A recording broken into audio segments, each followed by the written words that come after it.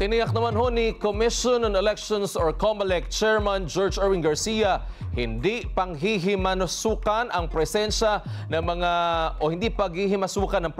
mga international observer sa gagawing eleksyon sa bansa bukas, araw ng Lunes. Inihayag ito ni Garcia kasabay ng pagkumpirmang may 52 pang international observers ang nasa bansa, gaya ng Papua New Guinea, Thailand, Indonesia, Russia, Taiwan, Armenia at Tajikistan.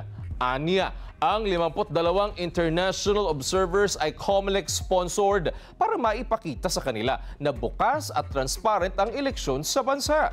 Ayon pa kay Garcia, nangangahulugan nito na walang itinatago ang bansa sa ating eleksyon. Nilinaw rin ng COMELEC na hindi papayagang makapasok ang mga foreign observers sa polling precincts sa araw mismo ng eleksyon. Nitong Biyernes lang, malugod na tinanggap ng COMELEC ang mga observer mula naman sa US Republican Party.